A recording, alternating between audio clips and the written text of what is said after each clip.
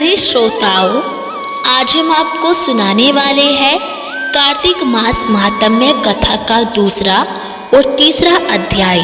कल हमने आपको पहला अध्याय सुनाया था और आज हम आपको दूसरा और तीसरा अध्याय सुनाने वाले हैं, इसलिए इस कथा को ध्यान से सुने, बीच में ना छोड़े। भगवान श्री कृष्ण आगे बोले कि हे प्रिय, जब गुणवती को राक्षस द्वारा अपने पति एवं पिता के मारे जाने का समाचार मिला तो वह विलाप करने लगी और कहने लगी कि हे नाथ, हे पिता, मुझको त्याग कर तुम कहाँ चले गए? मैं अकेली स्त्री तुम्हारे बिना अब क्या करूँगी? अब मेरे भोजन, वस्त्र आदि की व्यवस्था कौन करेगा और घर में प्रेम पूर्वक मेरा पालन पोषण कौन करेगा? मैं कुछ भी नहीं कर सकती। मुझ विधवा की कौन रक्षा करेगा और मैं कहाँ जाऊँगी? मेरे पास तो अब कोई ठिकाना भी नहीं। और इस प्रकार विलाप करते हुए गुणवती चक्कर खाकर धरती पर गिर पड़ी और बेहोश हो गई। बहुत देर बाद जब उसे होश आया तो वह पहले की ही भांति करुण विलाप करते हुए शोक सागर में डूब गई। और कुछ समय के पश्चात जब वह संभली तो उसे ध्यान आया कि पिता और पति की मृत्यु के बाद मुझे उनकी क्रिया करनी चाहिए जिससे उनकी गति हो सके। इसलिए उसने अपने घर का सारा सामान बेच दिया और उससे प्राप्त धन से उसने अपने पिता एवं पति का श्राद्ध आदि कर्म किया। और तत्पश्चात वह उसी नगर में रहते हुए आठों पहर भगवान विष्णु की भक्ति करने लगी। और उसने मृत्यु पर्यंत तक नियम पूर्वक सभी एकादशियों का व्रत और कार्तिक महीने में उपवास एवं व्रत किए। हे प्रिय, एकादशी और कार्तिक व्रत मुझे बहुत ही प्रिय है। इनसे मुक्ति, भक्ति, पुत्र तथा संपत्ति प्राप्त होती है। कार्तिक मास में जब तुला राशि पर सूर्य आता है तब ब्रह्म मुहूर्त में उठकर स्नान करने व व्रत व उपवास करने वाले मनुष्य मुझे बहुत ही प्रिय होते हैं, क्योंकि यदि उन्होंने पाप भी किए हैं तो भी स्नान व व्रत के प्रभाव से उन्हें मोक्ष प्राप्त हो जाता है। कार्तिक में स्नान, जागरण, दीपदान तथा तुलसी के पौधे की रक्षा करने वाले मनुष्य साक्षात भगवान विष्णु के समान हैं। और कार्तिक मास में मंदिर में झाड़ू लगाने वाले, स्वस्तिक बनाने वाले तथा भगवान विष्णु की पूजा करने वाले मनुष्य जन्म मरण के चक्कर से छुटकारा पा जाते हैं। और यह सुनकर गुणवती भी प्रतिवर्ष श्रद्धा पूर्वक कार्तिक का व्रत और भगवान विष्णु की पूजा करने लगी। हे प्रिय, एक बार उसे ज्वर हो गया और वह बहुत कमजोर भी हो गई। फिर भी वह किसी प्रकार गंगा स्नान के लिए चली गई और गंगा तक वो पहुंच गई, परंतु शीत के कारण वह बुरी तरह से कांप रही थी और इस कारण वह शिथिल हो गई। तब मेरे भगवान विष्णु दूत उसे मेरे धाम ले आए और तत्पश्चात ब्रह्मा आदि देवताओं की प्रार्थना पर जब मैंने कृष्ण का अवतार लिया तो मेरे गण भी मेरे साथ इस पृथ्वी पर आए। और जो इस समय यादव है, तुम्हारे पिता पूर्व जन्म में देव शर्मा थे और इस समय सतराजित है। और पूर्व जन्म में चंद्र शर्मा जो तुम्हारा पति था वह डाकू है। और हे देवी, तू ही वह गुणवती है। कार्तिक व्रत के प्रभाव के कारण ही तू मेरी अर्धांगिनी हुई है। पूर्व जन्म में तुमने मेरे मंदिर के द्वार पर तुलसी का पौधा लगाया था और इस समय वह तेरे महलों के आंगन में कल्प वृक्ष के रूप में विद्यमान है।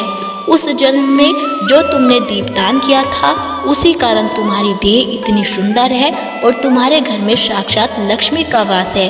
चूँकि तुमने पूर्व जन्म में अपने सभी व्रतों का फल प्रतिस्वरूप विष्णु को अर्पित किया था और उसी के प्रभाव से इस जन्म में तुम मेरी प्रिय पत्नी हो। और पूर्व जन्म में तुमने नियम पूर्वक जो कार्तिक मास का व्रत किया था उसी के कारण मेरा और तुम्हारा कभी वियोग नहीं होगा।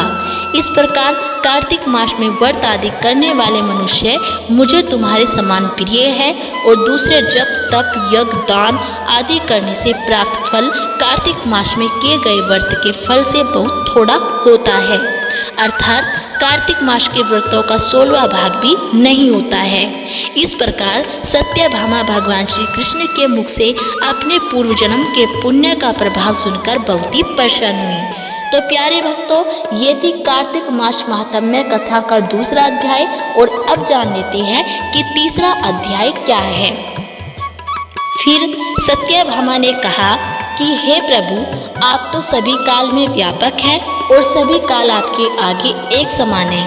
फिर यह कार्तिक मास ही सभी मासों में श्रेष्ठ क्यों है? आप सब तिथियों में एकादशी और सभी मासों में कार्तिक मास को ही अपना प्रिय क्यों कहते हैं? इसका कारण बताइए। भगवान श्री कृष्ण ने कहा कि हे भामिनी, तुमने बहुत अच्छा प्रश्न किया है। मैं तुम्हें इसका उत्तर देता हूँ, ध्यानपूर्वक सुनो। इसी प्रकार एक बार महाराज बेन के पुत्र राजा पृथु ने प्रश्न के उत्तर में देवऋषि नारद से प्रश्न किया था, और जिसका उत्तर देते हुए नारद जी ने उसे कार्तिक मास की महिमा बताते हुए कहा कि हे राजन, एक समय शंख नाम का एक राक्षस बहुत ही बलवान एवं अत्याचारी हो गया था, और उसके अत्याचारों से तीनों लोकों में त्राही त्राही मच गई। और उस शंखासुर ने स्वर्ग में निवास करने वाले देवताओं पर विजय प्राप्त करके इंद्र आदि देवताओं एवं लोकपालों के अधिकारों को छीन लिया।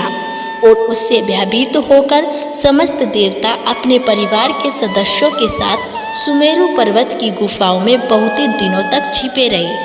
और तत्पश्चात वे निश्चित होकर सुमेरु पर्वत की गुफाओं में ही रहने लगे।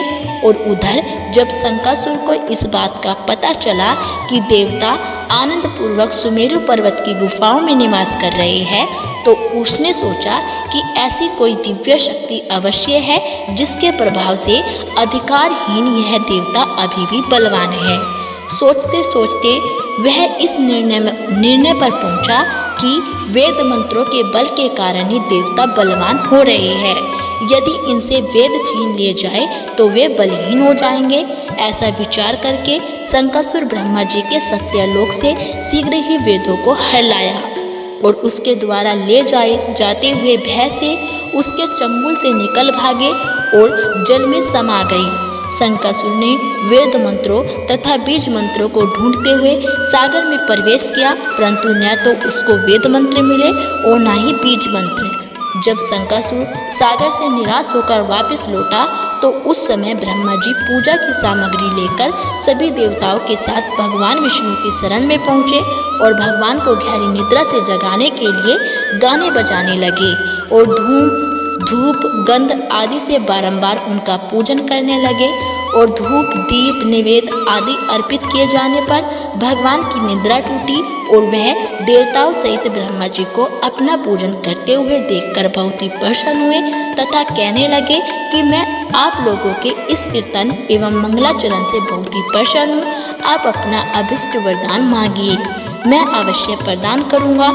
जो मनुष्य आश्विन शुक्ल की एकादशी से देवोत्थान एकादशी तक ब्रह्म मुहूर्त में उठकर मेरी पूजा करेंगे, उन्हें तुम्हारी ही भांति मेरे प्रसन्न होने के कारण सुख की प्राप्ति होगी। आप लोग जो पाद्य, अर्घ्य, आचमन और जल आदि सामग्री मेरे लिए लाए हैं, वे अनंत गुणों वाली होकर आपका कल्याण करेगी।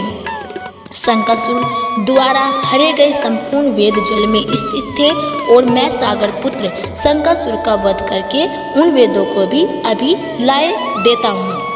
आज से मंत्र, बीज और वेदों सहित मैं प्रतिवर्ष कार्तिक मास में जल में विश्राम किया करूँगा। अब मैं मत्स्य का रूप धारण करके जल में जाता हूँ, और तुम सब देवता भी मुनीश्वरों सहित मेरे साथ जल में आओ।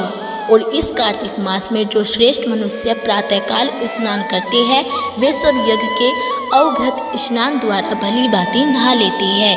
हे देवेंद्र, कार्तिक मास में व्रत करने वालों को सब प्रकार से धन, पुत्र, पुत्री आदि देते रहना और उनकी सभी आपत्तियों से रक्षा करना। हे धनपति कुबेर, मेरी आज्ञा के अनुसार तुम उनके धन धान्य की वृद्धि करना, क्योंकि इस प्रकार का आचरण करने वाला मनुष्य मेरा रूप धारण करके जीवन मुक्त हो जाता है। और जो मनुष्य जन्म से लेकर मृत्यु पर्यंत विधि पूर्वक इस उत्तम व्रत को करता है, वह आप लोगों का भी पूजनीय है। कार्तिक शुक्ल पक्ष की एकादशी तिथि को तुम लोगों ने मुझे जगाया है, इसलिए यह तिथि मेरे लिए अत्यंत प्रीतिदायिनी और माननीय है। हे देवताओं, यह दोनों व्रत नियम पूर्वक करने से मनुष्य मेरा सानिध्य प्राप्त कर लेते हैं और इन व्रतों को करने से जो फल मिलता है वह अन्य किसी व्रत से नहीं मिलता। अतः प्रत्येक मनुष्य को सुखी और निरोग रहने के लिए कार्तिक महात्म्य और एकादशी की कथा सुनते हुए नियमों का पालन करना चाहिए। तो प्यारे भक्तों, ये थी कार्तिक मास महात्म्य कथा का तीसरा अध्याय और कल हम आपको चौथा अध्याय सुनाने वाले हैं। यदि आपको हमारी ये कथा अच्छी लगी हो तो प्लीज़ हमारे वीडियो को लाइक करें और चैनल को सब्सक्राइब करना ना भूलें।